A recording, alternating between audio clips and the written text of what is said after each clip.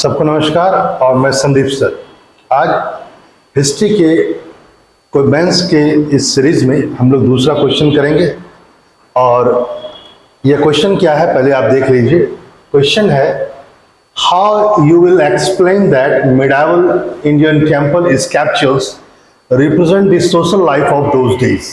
मतलब हिंदी में है, यह आप कैसे समझाएंगे कि मध्यकालीन भारतीय मंदिर की मूर्तियां उन दिनों के सामाजिक जीवन का प्रतिनिधित्व करती थी।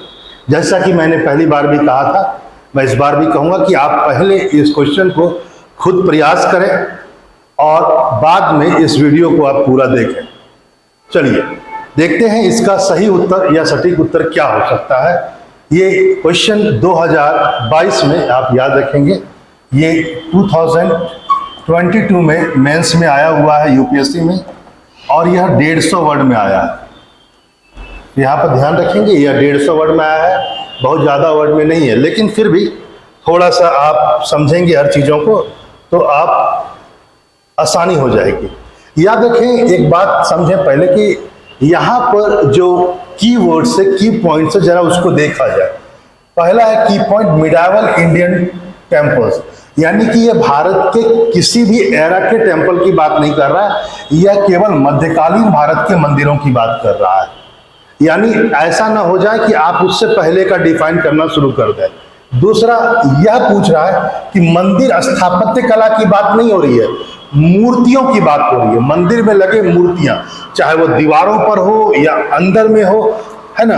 आप देखे होंगे खजुराहो की दीवारों में कई सारी मूर्तियां हैं, आपको इस मेमोराइज आपने कर लिया होगा अब तक। तो क्वेश्चन का डिमांड ये है कि मिडाइवल एरा के जो टेम्पल है और उस टेम्पल्स मतलब क्या, पूरा का पूरा बाउंड्री वॉल ले करके टेम्पल बनता है, ठीक है। केवल गर्भगृह नहीं जहां पर मूर्तियां रहती हैं।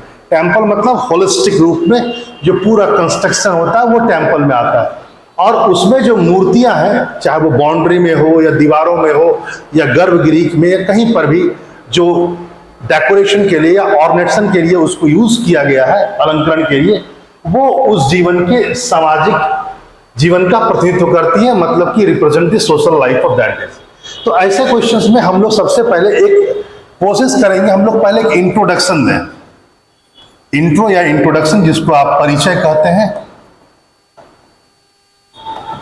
और इसका परिचय सबसे ज्यादा अच्छा होगा कि क्यों ना जब क्वेश्चन टेम्पल्स के बारे में हो तो टेम्पल का ही सबसे पहले परिचय दिया जाए। इधर उधर की बातों को करने से अच्छा है कि सीधा पॉइंट पर आप बात करें। तो आप ऐसे कर सकते हैं कि the first time temple architect was started in Gupta period. यानी मैंने लिखा, हिंदी में मैं बोलता भी जाऊं, कभी मैं हिंदी कभी इंग्लिश सब कुछ लिखूंगा। यानी फर्स्ट टाइम पहली बार टेम्पल आर्किटेक्ट, बेसिकली मैंने स्मॉल में लिखा है, आर्किटेक्ट मतलब मंदिर स्थापत्य कला की शुरुआत गुप्त काल से हुई है, गुप्ता पीरियड से, ठीक है। Firstly temple architect was started in Gupta period and they develop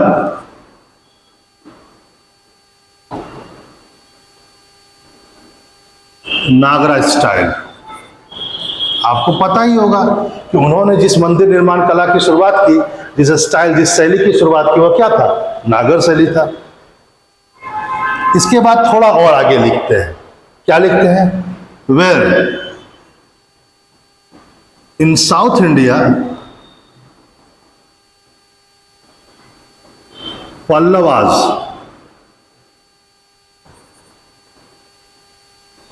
started the temple architect and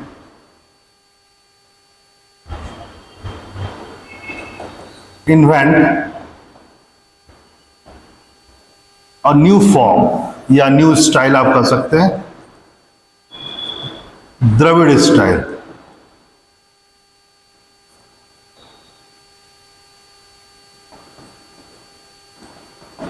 Dravida style.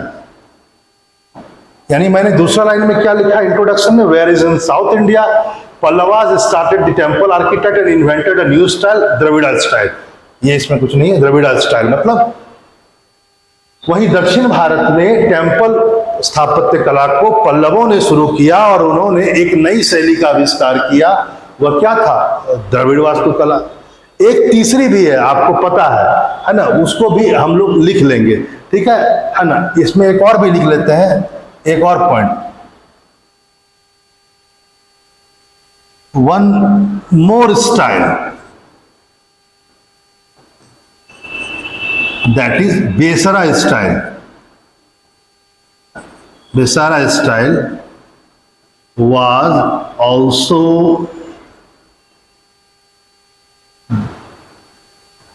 been developed,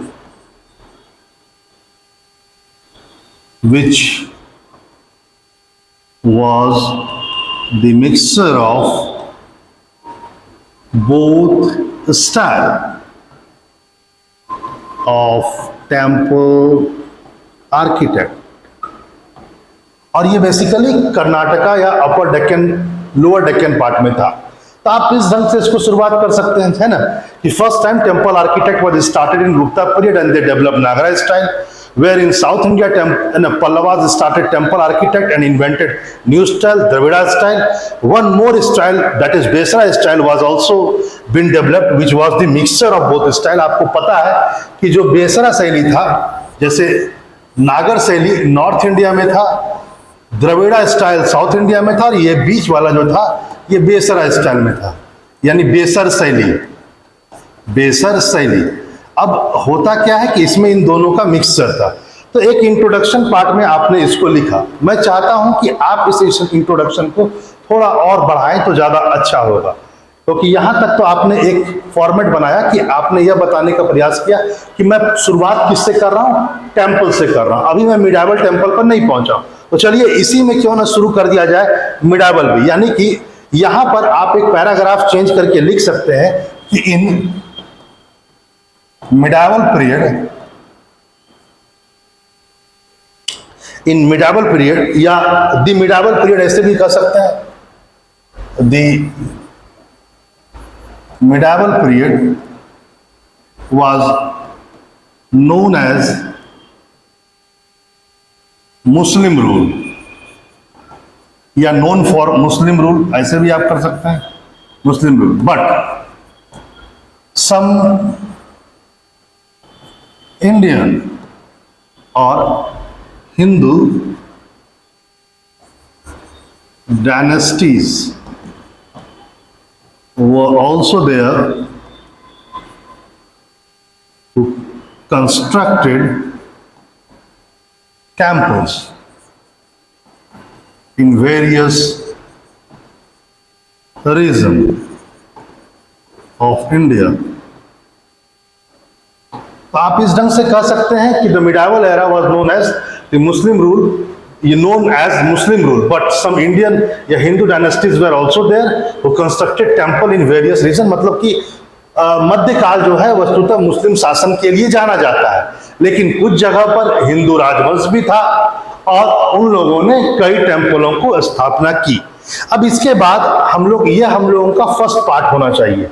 introduction ये जो है ये हम लोगों का फर्स्ट पार्ट होना चाहिए। यहां से लेकर के यहां तक आपने फर्स्ट पार्ट में कर दिया, और मुझे लगता है कि यहां तक हम लोगों ने करीब करीब 40 वर्ड, यदि मुझे ज्यादा हो गया हो तो आप लोग इसको कम कर सकते हैं, और इसको आप 40 वर्ड में कंक्लूड करने का प्रयास करें। आगे हम लोग देखेंगे एक और बात। जब मैंने अभी यहां पर कहां पर खत्म किया, जरा बताते हैं, सुनिए।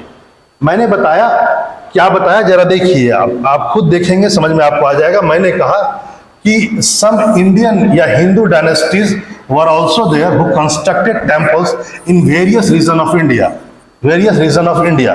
तो आपको बताना पड़ेगा, फॉर एग्जाम्पल आपने फॉर एग्जाम्पल किया, अब आपको बताना पड़ेगा कि मिडावल इंडिया से संबंधित कौन कौन से डायनेस्टीज थी जिन्होंने कुछ टेम्पल बनाए। यहां पर आप ध्यान यह रखेंगे कि मैंने आपको यहां पर समझाने के लिए डेट वगैरह सब लिख दिया है, आप वहां पर अपने आंसर में बिल्कुल ना लिखें। फॉर एग्जाम्पल में जैसे आप सीधा लिखेंगे काकतीय डायनेस्टी आप लिखेंगे, जिसका टाइम पीरियड यह था, ये सिर्फ मैंने बताने के लिए आपसे किया, 1163 से लेकर 1323। क्योंकि देखो क्वेश्चन का डिमांड क्या है, मध्यकाल। मध्यकाल कब से शुरू होता है, 1206 के बाद से। बहुत लोग जो है, मैंने आंसर को देखा, उन लोगों ने इतना मिसगाइड किया है उत्तर को। उन्होंने खजुराहो डायनेस्टीज के खजुराहो टेम्पल्स को सारा इंक्लूड कर दिया है किसमें, अपने आंसर को बनाने में। खजुराहो टेम्पल भैया पहले का है, 1206 से पहले का है। एलोरा, एलिफेंटा सब 1206 से पहले के हैं। कैसे आप मिडावल एरा में इसको ला रहे हैं? या तो आप पूरा एनसीईआरटी बुक को डिनाई कर रहे हैं। तो मैं उन सब बात टीचरों को या सब स्टूडेंट को बता देता हूं कि भैया वैसा चीजों को आप न करें और स्टूडेंट को भ्रमित बिल्कुल न करें, ठीक है। तो ध्यान रखें कि हमें सिर्फ मिडावल एरा के स्कल्पचर्स की बात करना है। स्कल्पचर्स का मतलब मंदिर की दीवारों पर जो मूर्तियां हैं। तो हम लोगों ने क्या किया, हम लोग फॉर एग्जाम्पल करके लिखेंगे। जैसे काकतीय राजवंश है, इसका बहुत बड़ा समय आपको यहां पर लिखा हुआ मिल जाएगा। कुछ समय इसका क्या है, वह मिडावल में भी पड़ता है। और इन्होंने कौन सा टेम्पल बनाया, 1000 स्तंभों का मंदिर, जैसे कि 1000 टेम्पल पिलर और रमप्पा टेम्पल। तो वहां पर जरूर आप एग्जाम्पल दें, जैसे कि for example Kakatiya temple, Kakatiya temple such as 1000 pillar temple, Ramappa temple. फिर सेकंड में आप बताएं चोलास टेम्पल सच एज, है ना, चोलास बिल्ड टेम्पल, ऐसे भी कर सकते हैं चोलास बिल्ड टेम्पल, जैसे बृहदेश्वर टेम्पल, गंगई कोंड चोलपुरम टेम्पल, ठीक है, मंदिर। फिर विजयनगर में आइए, क्योंकि विजयनगर का पीरियड भी देख सकते हैं आप, 1336 से लेकर 1646 तक है, ठीक है। तो उसको भी आप ऐड ऑन करेंगे, ठीक है। तो देखेंगे आप विठल स्वामी का टेम्पल है, हजारा टेम्पल है, और ये दोनों कृष्णदेव राय बनाते हैं, ठीक है। फिर मदुरई में आपके नायकास है। देखिए जहां पर पहले पल्लव थे, ध्यान रखेंगे, जहां पर पहले पल्लव थे वहां पर चोल आए, फिर विजयनगर आया, फिर वहीं पर नायकास बहुत हद तक एरिया में आए।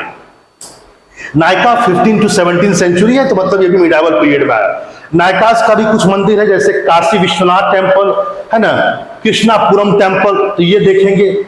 फिर होसाला है, होसाला जो बेसिकली होसाला के कई टेम्पल्स आपको मिल जाएंगे, आप उसका बाकायदा एक दो एग्जांपल आप जरूर लिखें यहाँ पर। और ये कर्नाटक क्षेत्र में था, और यह भी, इसका भी बहुत सारा टेम्पल जो है वह मिडावल एरा में आएगा। क्यों? क्योंकि यह भी 1106 एडी से 1346 एडी तक है।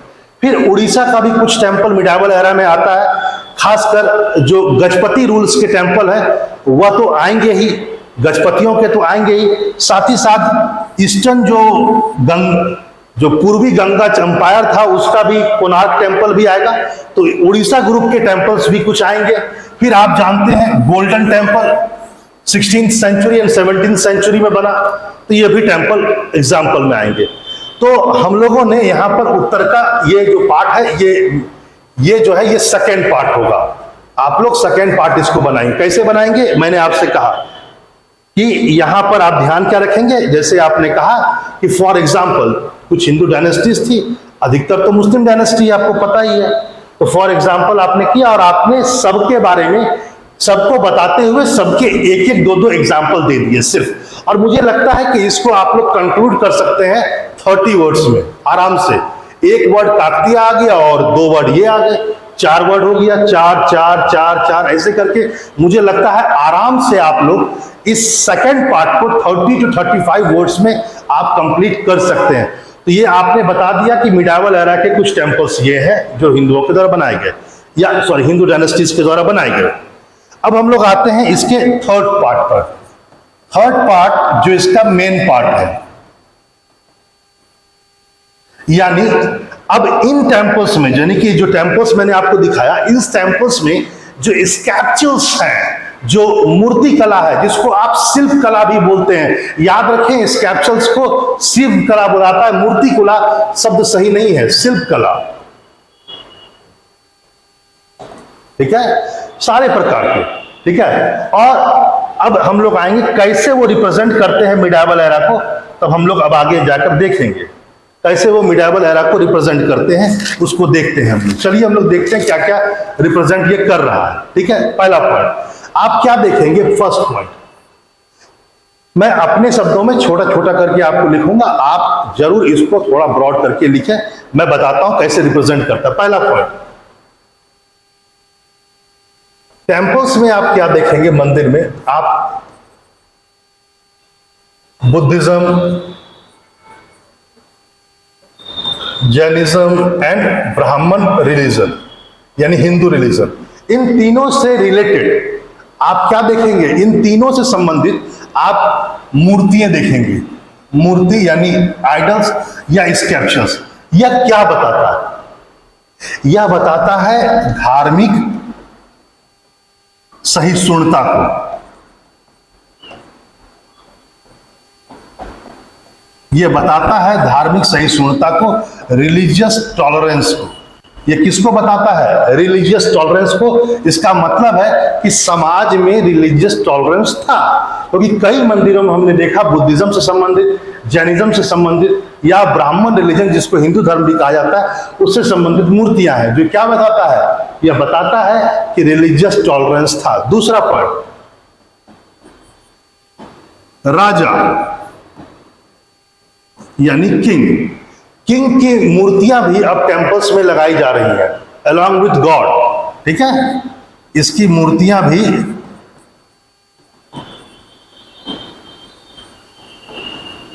भगवान के साथ लगाई गई, खासकर चोलास के टेंपल में। जैसे राज राजेश्वर टेंपल, जिसको आप बृहदेश्वर टेंपल कहते हैं, उसमें राज राजा का भी मूर्ति है। इसका मतलब क्या हुआ? यदि राजा की मूर्ति भी भगवान के साथ लगाई जा रही है, इसका मतलब क्या हुआ? कि सोसाइटी में राजा को भगवान माना जाता है या भगवान मान लिया गया।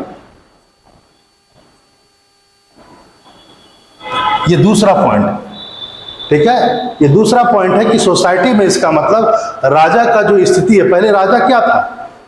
एक पॉलिटिकल व्यक्ति था। अब राजा रिलीजियस में भी अब इसका मतलब इंटरफेयर कर सकता है। अब वो भगवान के समान हो गया। ठीक है, दूसरा पॉइंट। तीसरा पॉइंट आइए। तीसरा पॉइंट में आप देखेंगे तो विजयनगर, विजयनगर में तो राजा के साथ उनकी पत्नियां का भी मूर्ति है, का भी मूर्ति है। यानी राजा के साथ अब उसकी पत्नियों की भी मूर्ति आ रही है। यह क्या बताता है समाज में? यह दो चीजों को बताता है। पहला पॉइंट, महिला सम्मान।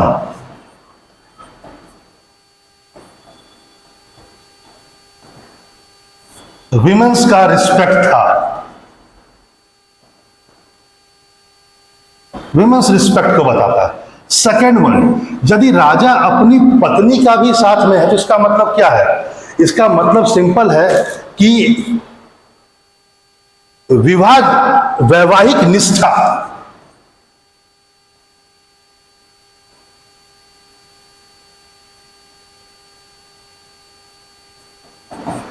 यह वैवाहिक निष्ठा को बताता है। यह मैरिज कमिटमेंट को भी बताता है, उसके प्रति कमिटमेंट। राजा अपनी जब पत्नी को इज्जत दे रहा है, इसका मतलब समाज में भी इज्जत है ना? तो ये बताता है कि समाज में वैवाहिक निष्ठा थी। यहीं से एक तीसरा पॉइंट भी आता है। चोलास का हो टेंपल, चोलास का देखें या आप विजयनगर का देखें, चाहे आप नायकास का देखें या उड़ीसा के टेंपल का आप देखें, कहीं के भी टेंपल का आपको देखें, दो चीजें आपको मिलेगी। एक शिव जी के साथ में पार्वती है, शिव पार्वती। ये आपको यहां पर आपको हर जगह मूर्तियों में ये मिलेगा। शिव पार्वती की मूर्तियां कहां कहां?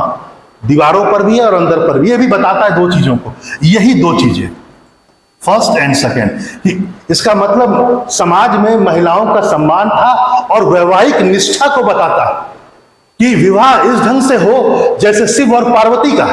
यह समाज में उस निष्ठा को बताता है, ठीक है, उस कमिटमेंट को बताता है।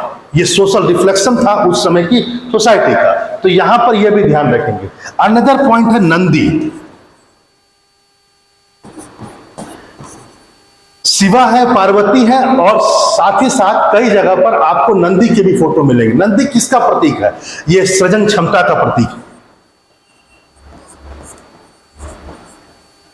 यानी फर्टिलिटी। कहीं ना कहीं नंदी इस बात को बताता है कि पुत्र की कामना या बच्चों की कामना भी एक महत्वपूर्ण विषय था। समाज में इसको अच्छा माना जाता था, या समाज में पुत्र कामना को हमेशा माना गया, यानी कि पुत्रों की कामना कहा जा सकता है, पुत्रों की कामना। वैसे भी समाज पितृसत्तात्मक था, ठीक है, महिलाओं का सम्मान है, लेकिन साथ में जब नंदी भी आते हैं तो वो फर्टिलिटी का सिंबल है, वह कहीं ना कहीं सृजन क्षमता का सिंबल है, और यह पुत्र प्राप्ति से संबंधित एक विषय है। समाज में इसको भी नजरअंदाज नहीं किया जा सकता। अगला पॉइंट, अगला हम लोगों ने 5वां देखा, अब हम लोग 6ठा पॉइंट देखते हैं। विजयनगर। विजयनगर की मूर्तियों में आप देखेंगे इस्लामिक इन्फ्लुएंस। विजयनगर में जहां पर आप मूर्तियों में, वहां के स्कल्पचर्स या शिल्प में जहां पर आप इस्लामिक इन्फ्लुएंस देखेंगे, वहीं पर आप उड़ीसा के टेंपल्स में आदिवासी एलिमेंट का प्रवेश देखेंगे, यानी आदिवासी तत्वों का प्रवेश, या आदिवासी देवताओं का भी मंदिर से जुड़ना।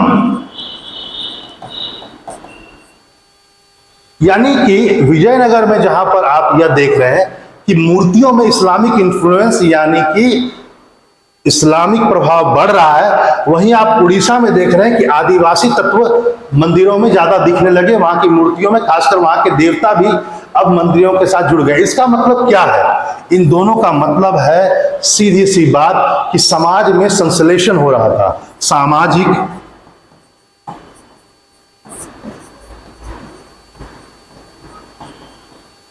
सोशल सिंथेसिस, सामाजिक संश्लेषण की शुरुआत हो चुकी थी, सोशल सिंथेसिस की शुरुआत हो चुकी थी। यानी अब एक मिश्रित प्रकार के समाज की उत्पत्ति हो रही थी। कैसा हो रहा था? मिश्रित समाज, मिक्स सोसाइटी।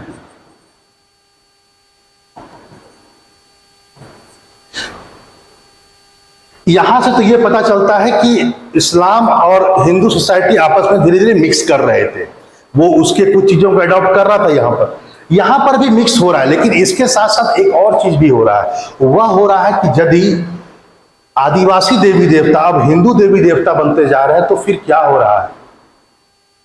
फिर ये क्या हो रहा है सर? यदि हिंदुओं के देवता आदिवासियों के देवता बने तो उसे कहा जाता है आर्यफिकेशन, यानी कि आर्यकरण।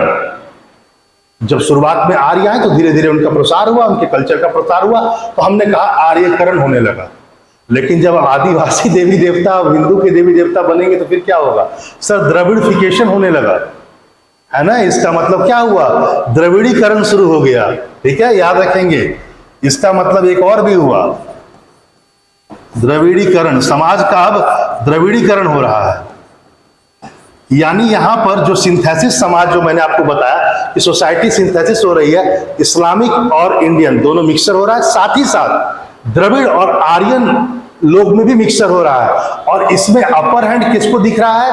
अपर हैंड दिख रहा है द्रविड़ों का, कि द्रविड़ जो कल्चर है वो धीरे धीरे अब ज्यादा प्रोमिनेंट होता जा रहा है, या वो अब ज्यादा आगे बढ़ गया है। पहले लगातार आर्यफिकेशन हुआ।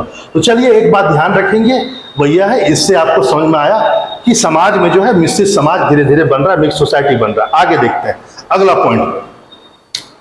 अगला पॉइंट में जरा एक बात और भी देखेंगे, वो यह है कि कितना पॉइंट में हम लोग आ गए थे? 6th। हम लोग 7th पर आते हैं। पौराणिक कथा।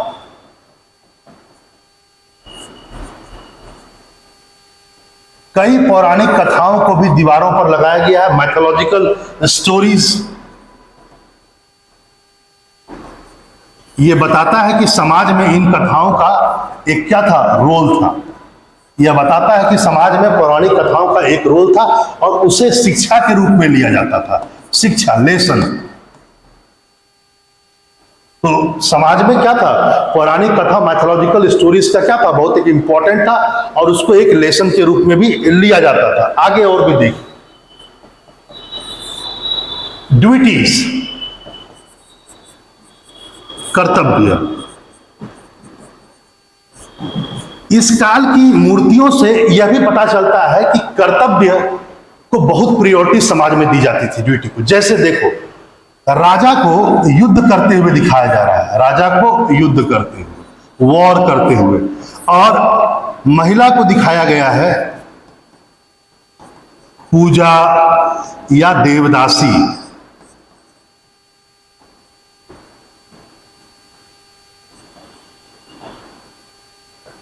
अब देखिए जरा, समझिए, महिलाओं को दिखाया जा रहा है पूजा करते हुए देवदासी के रूप में। कई चित्र में देवदासी मतलब खासकर साउथ इंडिया के टेम्पल्स में, वहां पर नृत्य करती थी महिलाएं, पूजा पाठ करती थी, ऐसी महिलाओं को देवदासी कहा जाता था। अब महिलाओं के इस रूप का बहुत चित्रण हुआ कहां पर, उस पीरियड के मिडावल एरा के टेम्पल्स में, चाहे वो चोल हो, चाहे वो पल्लवास हो, चाहे विजयनगर हो, नायकास हो, और राजा को युद्ध करते हुए। यह कर्तव्य को बताता है, सामाजिक कर्तव्य को, कि राजा का काम क्या है, युद्ध करना और राज्य की रक्षा करना। वैसे ही महिलाओं का काम क्या है, नारीत्व, है ना, फेमिनिस्ट टाइप का चीजें, तो महिला के कर्तव्य को, यानी कि सामाजिक कर्तव्य को भी यह बताता है। आगे देखिए, यह उस समय के कपड़े और आभूषणों, उस समय के कपड़े और आभूषणों के बारे में भी हमें जानकारी बहुत ज्यादा मिलती है उस पीरियड से। यहाँ की मूर्तियों में कपड़ों और कई सारे मूर्तियों को देख करके उस पीरियड के कपड़े और आभूषण यानी कि क्लोथिंग एंड ज्वेलरीज के बारे में जानकारी मिलती है। और इसको देख करके एक बात तो साफ नजर आता है, वह क्या था कि यथार्थवादी, रियलिस्टिक, यानी समाज में रियलिस्टिक भी था और आइडियलिस्टिक भी था, आदर्शवाद भी था। आइडियलिस्टिक यानी समाज दोनों प्रकार का था, रियलिस्टिक भी था और आदर्शवादी भी था, यानी कि आइडियलिस्टिक भी था। मतलब सर समझ नहीं पाए, समझिए, जो जैसा हो वैसा दिखाओ, यह रियलिज्म होता है। जैसे कि मान लेते हैं कहीं पर नग्न मूर्तियां हैं, तो आप इसको क्या कहेंगे, ये रियलिस्टिक है, यथार्थवादी है। कपड़ा पहना हुआ है तो आदर्शवादी, ठीक है। तो अब आप जरा गौर कीजिए, आपको क्या दिखेगा कि इस पीरियड में जितने भी मूर्तियां हैं उसमें कपड़े बहुत कम है। इसका मतलब समाज में रियलिज्म बहुत ज्यादा। दूसरा पॉइंट, आभूषण से लदे हुए हैं। ऐसा नहीं कपड़ा नहीं है तो आभूषण बहुत सारा पहने हैं, और कई बार तो आभूषणों से ढका हुआ है बॉडी। यानी क्या है, ये आपको आइडियलिज्म के बारे में बताता है, ये आदर्शवाद को बताता है। ठीक है, कपड़ा कम है लेकिन आभूषणों से उन्होंने कई सारे ऑर्गन्स छुपा रखे हैं, तो ये बताता है। और ये भी बताता है कि आभूषण का बहुत यूज भी होता था। आप इसको इस ढंग से भी लिख सकते हैं, लेकिन मेरा मानना है कि थोड़ा सा ज्यादा अच्छा लिखने से आपको नंबर मिलेगा। यानी कपड़े और आभूषण क्या बताते हैं, रियलिज्म और आइडियलिज्म दोनों था। क्यों, वो कपड़े का यूज तो कम है लेकिन आभूषणों का यूज ज्यादा है। ठीक है, आगे चलिए, अगले पॉइंट पर हम लोग आते हैं और देखते हैं। आपको यह पता चलेगा अगला पॉइंट कितना था, हम लोग देख लेते हैं एक बार। अगला पॉइंट 10th, कई सारे एनिमल्स का भी आपको वहां पर मूर्ति मिलेगा, जैसे लायन, एलिफेंट, ये दोनों का यूज खासकर हुआ। देखिए, लायन जो है वो सिंबल है साहस का, करेज, और एलिफेंट सिंबल है धन का, प्रॉस्पेरिटी का, समृद्धि का, समृद्धि का, धन का, प्रॉस्पेरिटी का। तो समाज में लायन और एलिफेंट जो मूर्तियां बहुत सारा मिली है मंदिर में, ये बताता है कि समाज में साहस, धन और समृद्धि, इन सब का एक वजूद था, इन सब का एक रिस्पेक्ट था। यानी समाज में धनी लोग भी होंगे और कुछ साहसी लोग भी होंगे, लेकिन साथ ही साथ एक और एलिफेंट का, एक और जानवर का बहुत सारा हम लोग को मिला है, वो है हॉर्स, घोड़ा। खासकर विजयनगर में विजयनगर में आपको मूर्तियों में, जो वहां के टेम्पल्स की मूर्तियां हैं, जो स्कल्पचर्स हैं, उसमें एक एनिमल जो है हॉर्सेस का बहुत यूज हुआ है। यह बताता है कि समाज में इसका क्या इंपॉर्टेंस है। जैसे इसका आर्मी में इंपॉर्टेंस, इसका ट्रेड में इंपॉर्टेंस है ना। तो समाज में घोड़ों का बहुत इंपॉर्टेंट है, ये बताता है, एक यूजफुल है। आर्मी में भी इंपॉर्टेंस है इसका, साथ ही साथ ट्रेड में भी इंपॉर्टेंस है। तो ये सब बताता है और इससे हमें जानकारी भी मिलती है कि उस समय के समाज में कौन कौन से जानवर बहुत महत्वपूर्ण थे। चलिए अब आगे आते हैं और भी आपको बताते हैं। जैसे अगला पॉइंट, ये उस पीरियड के धर्म यानी रिलीजन को भी बताता है। कई सारी मूर्ति हमें विष्णु के मिलेंगे, है ना। विष्णु के अलग अलग अवतार, शिवा के मूर्ति मिलेंगे, शिव के मूर्ति मिलेंगे, लिंग का मूर्ति मिलेगा, कई मूर्तियां, कई नारी अर्धनारेश्वर मूर्तियां। तो ये उस समय के धार्मिक बिलीफ को भी बताता है कि समाज में धार्मिक बिलीफ कैसे कैसे थे, ये उस समय बताता है। साथ ही साथ जरा ये बताइए, यदि ये देवी देवताओं के चित्र आपको कहां पर मिल रहे हैं?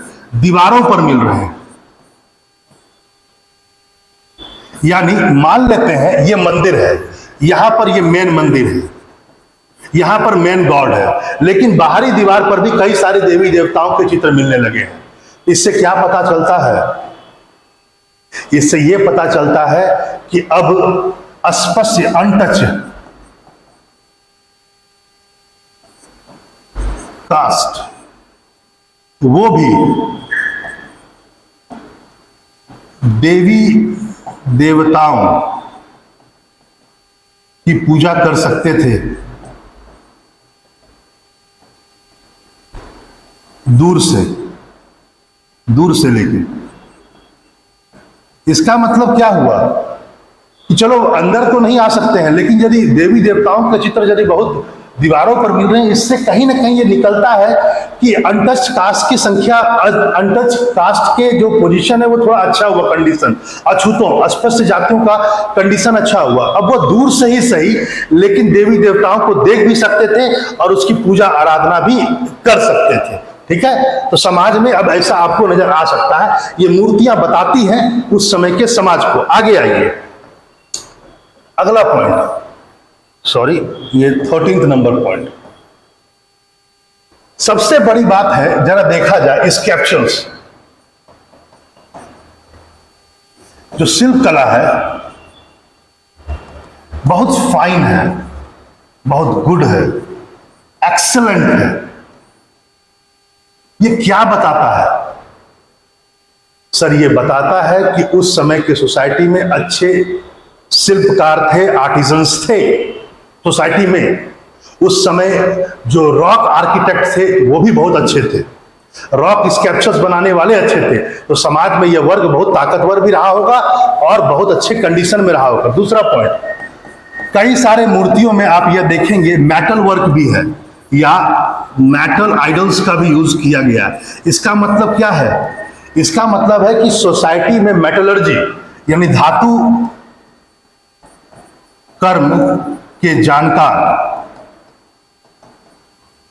व्यक्ति बहुत होंगे। यानी इसका मतलब है कि इतने बड़े बड़े मंदिर बने हैं और उसमें इतना आइडल्स स्कल्पचर्स का वर्क हुआ है और वो भी इतना फाइन हुआ है, तो इससे ये दो चीज तो पता चल जाता है। वो यह है कि स्टोन क्राफ्टिंग जो है उसमें महारत हासिल करने वाले लोगों की संख्या बहुत होगी, समाज में सम्मान भी होगा, और मेटलर्जी से जुड़े हुए लोगों की संख्या भी अच्छी खासी होगी और उनका भी रिस्पेक्ट होगा समाज में। चलिए आगे बढ़ते हैं और भी चीजों को देखते हैं। आगे देखते हैं थोड़ा सा और भी, अगला एक और प्रश्न, एक और देख लेते हैं हम लोग पॉइंट, 14वां पॉइंट। इस साल की इस पीरियड में आपको गंगा और यमुना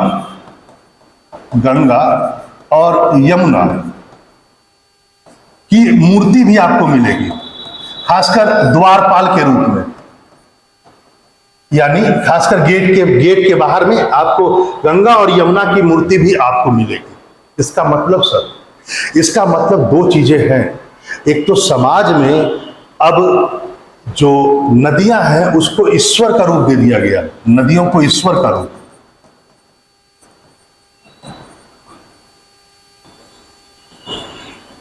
यानी नदियों को अब ईश्वर का रूप दे दिया गया, गॉड का रूप दे दिया गया। दूसरा पॉइंट, ये वाटर कंजर्वेशन को ही बताता है,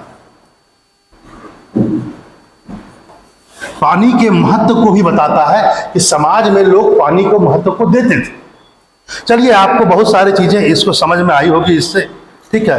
कई और बातें हैं, कई और चीजें आपको मिलेगी, जैसे आपको पब्लिक लाइफ के बारे में भी जानकारी आपको मिलेगी यहां से, है ना। जैसे कि कई सारे फोटोज आपको, कई सारे ऐसे मूर्तियां मिलेगी जहां पर खाना पकाते हुए लोग मिलेंगे, है ना, हल चलाते हुए लोग मिलेंगे, हल चलाते हुए, खाना पकाते हुए। इससे क्या पता चलता है? इससे यह पता चलता है कि फार्मर्स, किसान का सम्मान था समाज में, यानी कृषि को अच्छा समझा जाता था, अच्छा व्यवसाय समझा जाता था। क्योंकि आज भारत में हर व्यक्ति चाहता है मैं आईएएस बन जाऊं, आईपीएस बन जाऊं। किसान कौन बनना चाहता है? आपको पता होगा, अश्वपति कैकई को भी चलाते हुए दिखाया गया, बताया गया कि वो भी चलाते हैं हल। सीता भी, आपको पता होगा, गोद ली हुई पुत्र थी। राजा जब हल चला रहे थे तो उनको मिला। यानी समाज में एग्रीकल्चर का सम्मान था। ये सब चीजें बताता है, और यह मध्यकाल में भी बता रहा है। जब लौकिक जीवन की चीजें भी, जब पब्लिक लाइफ की चीजें भी मूर्तियों के साथ दिखाई जा रही हैं, तो ये बताता है कि समाज में एग्रीकल्चर का बहुत सम्मान था। हल चलाते हुए लोगों को मंदिरों की दीवारों पर दिखाया जा रहा है भैया। चलिए, आज के लिए इतना ही, और उम्मीद है कि ये क्वेश्चन आपको समझ में आया होगा। मैं फिर आपसे बोल दूं एक बात, वो यह है, ये मिडावल एरा का था, और मैंने जैसा बताया वैसा आप यदि दोबारा देखना चाहें तो देख सकते हैं। एक बात और भी है, जरा देख लीजिए एक पॉइंट। यदि मैं आपसे कहूं कि विजयनगर के बारे में आपने पढ़ा, कब से कब तक था वो मैंने आपने देख लिया है, तो ये जो विजयनगर ये इस एरिया में था। याद रखेंगे, पहले मैं आपको बता देता हूं, पहले ये चोलास का एरिया है, ध्यान देंगे, जिन्हें पता है वो ठीक है, वो जान लें। ये चोलास का एरिया था, यहीं पर पहले पल्लव थे, ठीक है। पल्लवास थे पहले, पल्लवा के फ्यूडरल्स थे, चोलास सामंत थे। तो पल्लव के खत्म होने के बाद यहाँ पर चोल आए, और चोल के खत्म होने के बाद उनसे थोड़ा ब्रॉड एरिया पर विजयनगर ने रूल किया। तो याद रखेंगे, ये विजयनगर का एरिया है, ये चोल का था। थोड़ा सा और देखेंगे, हम लोग देख सकते हैं आगे। आप देखेंगे तो मैंने होसला के बारे में कहा था कि कर्नाटक क्षेत्र में पड़ते हैं। ये देखिए आप, ये कर्नाटक क्षेत्र है, ये आपको यहाँ से यहाँ तक मिलेगा। ये केरला है, ये तमिलनाडु है। ऐसे आप देखेंगे तो ये आंध्र प्रदेश है, और ये वाला एरिया क्या होगा, ये ऊपर वाला महाराष्ट्र है। ये कौन सा है? ये कर्नाटका है, सॉरी केरला मैं बोल रहा था, कर्नाटका। तो होसला जो है वो कर्नाटक क्षेत्र में थे, इसको भी ध्यान रखेंगे। आगे यदि मैं आपसे कहूं काकतीय राजवंश, तो वारंगल का क्षेत्र जो है, यानी कि सॉरी,